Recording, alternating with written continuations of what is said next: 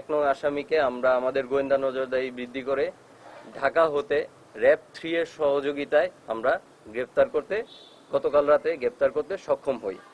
৩ তারিখ দুপুরবেলা কুমিল্লা জেলার নাঙ্গলকোট থানা এলাকায় ইউপি সদস্য ভিকটিম আলাউদ্দিন তার চাচাতো ভাইয়ের জানাজার নামাজ শেষে বিকেলবেলা বাড়ি ফেরার পথে রাস্তার সামনে ৩ রাস্তার মোড়ে পৌঁছালে আসামিগণ ভিকটিমের পথ রোধ করে আগ্নেয়াস্ত্র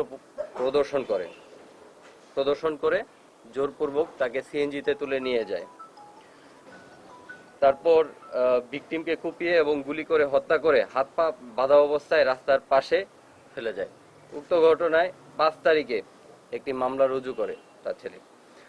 উক্ত ঘটনা সামাজিক যোগাযোগ মাধ্যমে ব্যাপকভাবে প্রচারিত হয় এবং আপনারা জানেন বিভিন্ন মানববন্ধন হয়েছে এই ঘটনার কারণে।